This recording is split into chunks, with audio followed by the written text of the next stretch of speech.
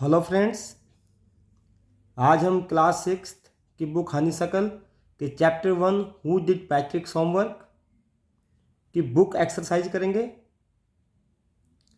अगर आपको इस चैप्टर के क्वेश्चन आंसर्स या एमसीक्यूज को जानना है तो आप ऊपर दिए गए आई बटन पर क्लिक करके ऐसा कर सकते हैं।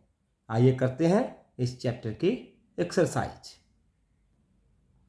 टेक्स्ट बुक के पेज नंबर 11 पर वर्किंग विद लैंग्वेज आपको एक क्वेश्चन दिया गया है। Fill in the blanks in the sentences below with the words or phrases from the box. You may not know the meaning of all the words. Look such words up in a dictionary or ask your teacher. आपको box में कुछ words दिए गए हैं।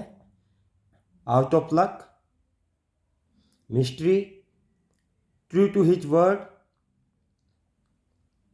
चॉरस, semester, between you and me और look up. तो आपको इन words में से नीचे जो ब्लैंक दिए हुए हैं उनको फिल करना है। पहले इन वर्ड्स के हम मीनिंग जान लेते हैं। आउट ऑफ लक, दुर्भाग्य से, यानी कि आपके भाग्य में ऐसी चीज नहीं थी। मिस्ट्री का अर्थ होता है रहस्य।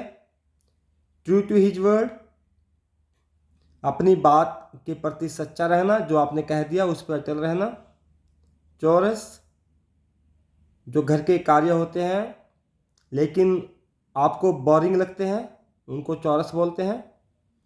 सेमेस्टर, जैसे आपकी स्टडी सेमेस्टर वाइज होती है, पहला सेमेस्टर, दूसरा सेमेस्टर। बिटवीन यू एंड मी, आपके और मेरे बीच में, इसका ये अर्थ है।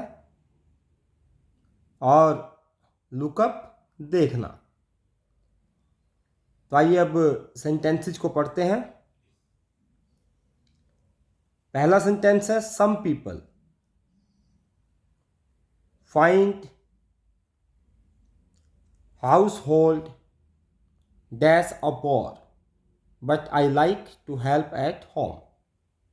तो अर्थ है कि कुछ लोग जो घर के काम हैं उनको बोर समझते हैं, उनसे परेशान रहते हैं, उनको उबाऊ समझते हैं, लेकिन मैं घर पे काम करने में हेल्प करना पसंद करता हूँ। तो हमने एक वर्ड पढ़ा था चौरस, जिसका अर्थ है कि जो घर के कार्य होते हैं वो उबाऊ होते हैं लेकिन करने ज़रूरी होते हैं। तो पहले ब्लैंक में आप क्या फिल करेंगे?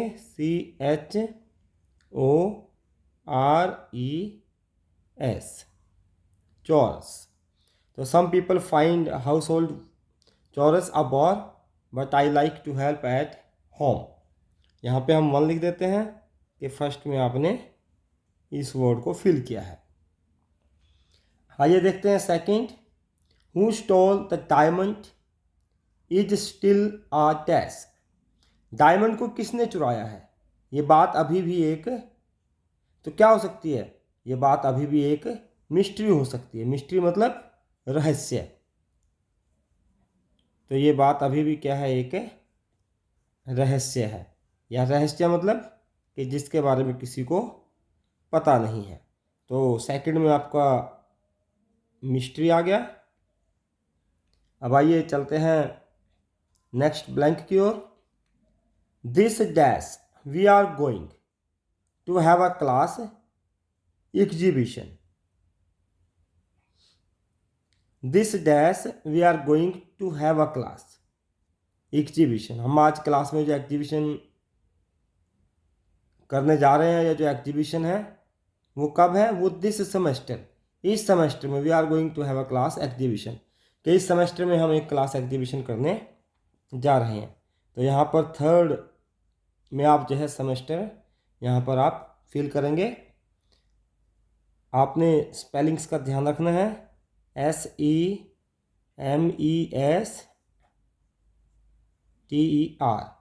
This semester we are going to have a class exhibition.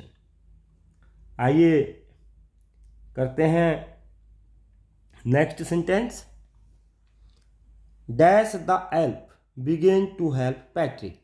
जो एल्फ इस चैप्टर में एल्फ है जो पैट्रिक की मदद करता है, तो एल्फ ने पैट्रिक की मदद करना शुरू किया। तो क्यों शुरू किया? अब देखिए, आउट ऑफ लक नहीं आ सकता, ट्रू टू हिज वर्ड, यानी कि जैसा उसने कहा था, उसने अपनी एक बात कही थी कि मैं तुम्हारी होमवर्क में हेल्प जरूर करूँगा। तो फोर्थ में आप भरेंगे ट्रू टू हिज वर्ड,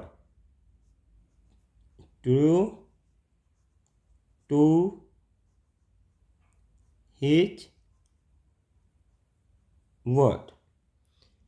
इसके बाद फिफ्थ में, can you dash this word in the dictionary. क्या आप इस वर्ड को डिक्शनरी में देख सकते हैं? और देखने की जो हमारे पास यहाँ पर फ्रेज दिया है, वर्ड दिया है, वो है लुकअप। Can you lookup. क्या आप इस वर्ड को डिक्शनरी में देख सकते हैं? इसके बाद नेक्स्ट सेंटेंस है, I started early to be on time. मैंने तो समय पे कार्य शुरू कर दिया था अर्ली सुबह में, but I was dash there was a traffic jam. लेकिन ट्रैफिक जैम की वजह से I was out of luck. Out of luck यानी कि मेरे साथ ठीक नहीं हुआ, मेरा लक सही नहीं था क्योंकि ट्रैफिक जैम हो गया था। तो यहाँ पर आ गया आउट ऑफ लक। तो इसको आपने आउट ऑफ लक को सिक्स ब्लैंक में भर दिया है, और फिफ्थ में आपने भरा था लुकअप। अब केवल एक ही फ्रेज बचा है, बिटवीन यू एंड मी, तो आपके सेवंथ में आ जाएगा, she says she has got a lot of books but dash I think most of them are borrowed. But between you and me, तो मतलब क्या है, लेकिन तुम्हारे और मेरे बीच में काफ़ी सारी बुक्स जो हैं वो बोरो की गई हैं, वो उधार ली गई हैं। बोरो मतलब उधार होना। बिटवीन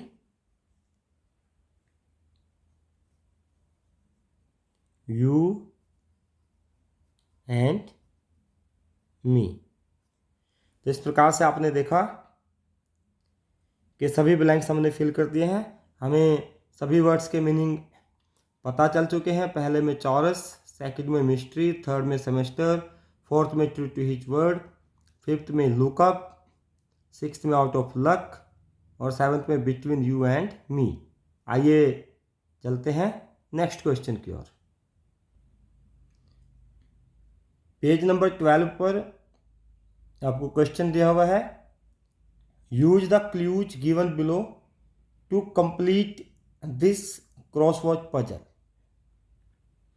एक पजल दिया हुआ है जिसमें कुछ लेटर्स दिए हुए हैं और कुछ आपको फिल करने हैं। तो क्लूज नीचे कुछ आपको हिंट दिए हुए हैं, कुछ हिंट तो अक्रॉस दिए हुए हैं, अक्रॉस जैसे लेफ्ट से राइट की ओर, और कुछ हिंट दिए हुए डाउन यानी कि ऊपर से नीचे की ओर डाउन। तो वो पहले हिंट देख लेते हैं। पजल आपके पास ये दी हुई है, ये W से शुरू है, ये H से शुरू है, ये भी S से शुरू है, ये B से शुरू है। तो इस प्रकार से वर्ड्स क्या क्या हो सकते हैं उनको हम क्लू से देखेंगे। आइए पहले क्लूज को जान लेते हैं कि क्लूज क्या दिए हुए हैं। पहले अक्रॉस देख लेते हैं। अक्रॉस मतलब इधर से इधर, लेफ्ट से राइट की ओर। तो पहला वर्ड है आपका जो भरना है, आपने वो वेरी टायर्ड को देख करके भरना है। वेरी टायर्ड किसे कहते हैं? वेरी टायर्ड जो बहुत ज़्यादा थका हुआ हो, उसके लिए हमने पहले पजल में देखना है कि क्या आएगा। तो वेरी टायर्ड को अगर हम पजल के हिसाब से देखें तो पहला वर्ड W से शुरू है, VEARY। वेरी का मतलब होता है वेरी टायर्ड।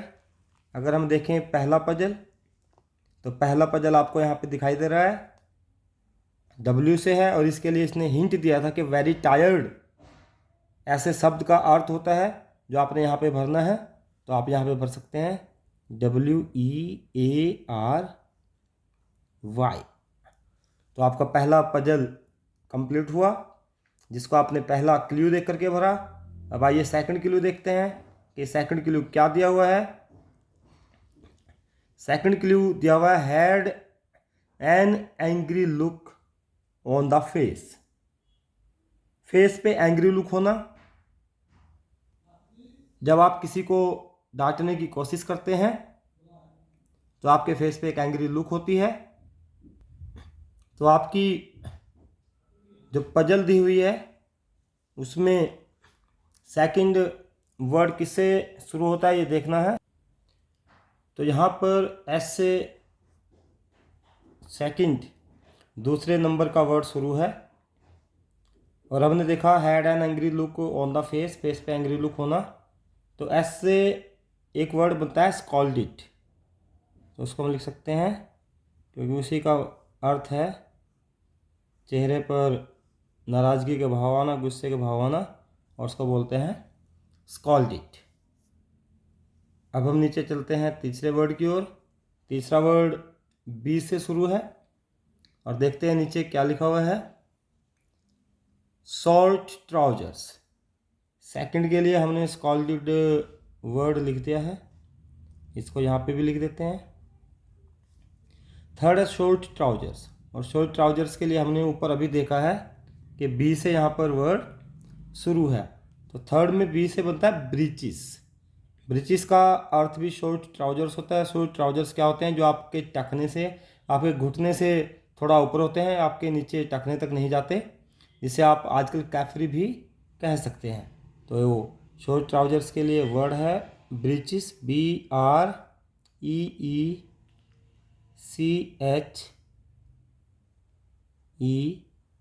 BREECHES। तो ब्रीचिस एक वर्ड आ गया जिसके लिए आपको क्लू दिया हुआ था शॉर्ट ट्राउजर्स। यहाँ पर भी हम ब्रीचिस लिख देते हैं। इस प्रकार से आपका थर्ड क्लू से आपका वर्ड बन गया है ब्रीचिस। अगर हम नेक्स्ट बात करें फोर्थ में, a fault in a machine that prevents it from working properly. Machine में कोई फॉल्ट आ जाता है तो मशीन काम करना बंद कर देती है। द मशीन फंक्शनिंग जो है वो रुक जाती है। तो इसके लिए ऊपर अगर आप वर्ड देखें, जी लेटर से वर्ड शुरू है और जी लेटर से एक वर्ड बनता है glitch, GLITCH।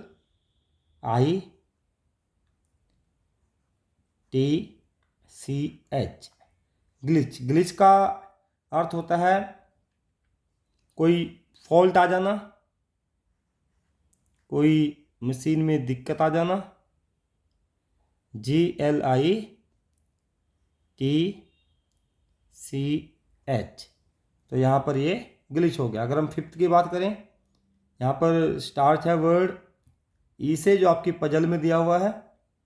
A small and naughty boy fairy, एक छोटा सा नोटी बॉय, जैसे कि आपके चैप्टर में भी है।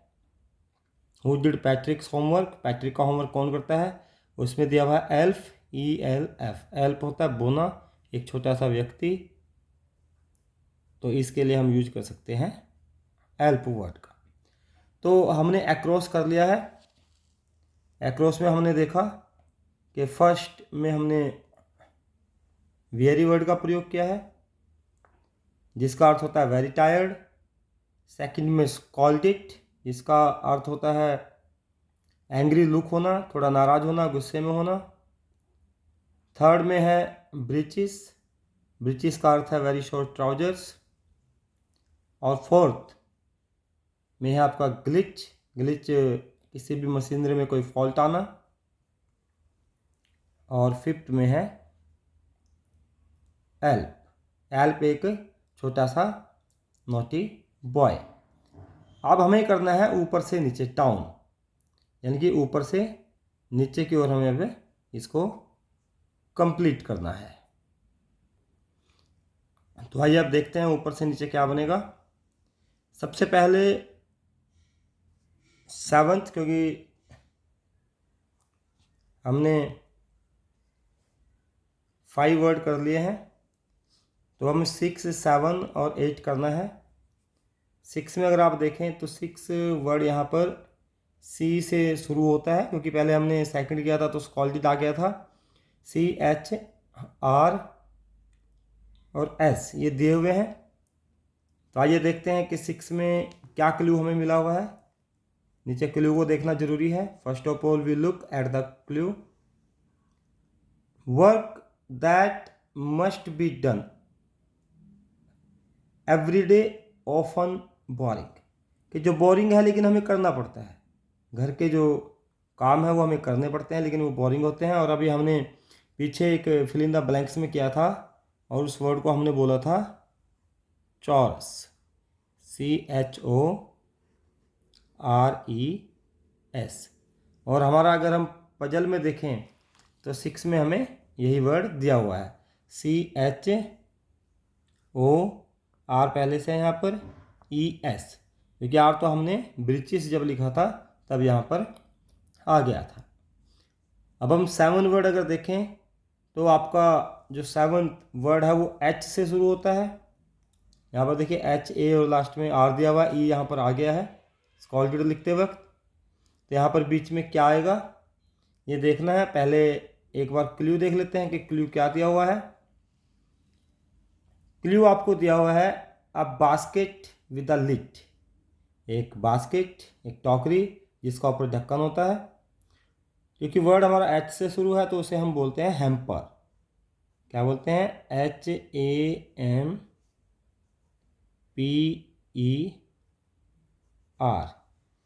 तो आइए इसको हम फिल कर देते हैं। 7 में देखिए HAMPE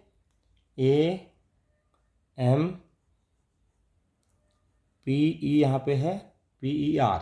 तो आपका 7 भी हो गया, इसको भी आपने सॉल्व कर लिया। अब बात करते हैं 8 की। जो 8वें नंबर पे दिया हुआ है वो S से शुरू है, RI और E इसमें दिया हुआ। तो आपने S तो हमने ब्रिटिश के कंटेक्स्ट में देख लिया कि इसमें लास्ट में S आना था। I हमने ग्लिच में देख लिया। तो यहाँ पर 2 तो पहले से हमें फिल किए हुए मिल चुके हैं। अब हमने देखना है कि क्लू क्या दिया हुआ है, जिस क्लू के बेस पे हम इसको कंप्लीट करेंगे। क्लू देखिए, गेव अ शॉर्ट, एक छोटी सी high pitched cry. High pitched cry बहुत ही ऊंची आवाज़ में हल्की सी क्राई, चीख। तो उसको हम क्या बोलते हैं? क्योंकि S से शुरू है तो उसको हम बोल सकते हैं श्रिक्ड, SHRIEKED।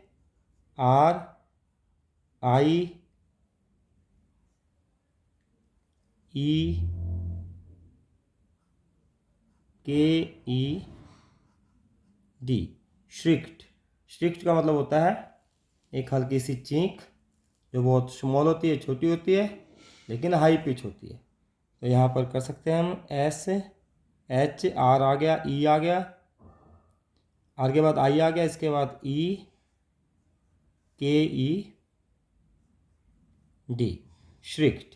तो हमने दिए गए क्लू के बेस पे जो 8th पजल थी उसमें हमने श्रिक्ड भर दिया। सो इस प्रकार से हमने इस पजल को कंप्लीट कर लिया। आई होप आपको ये समझ में आ गया होगा। एक बार और देख लेते हैं। पहले में वेरी, 7 ऊपर से नीचे देखिए डाउन में हैम्पर, सेकंड में स्कॉल्डेड।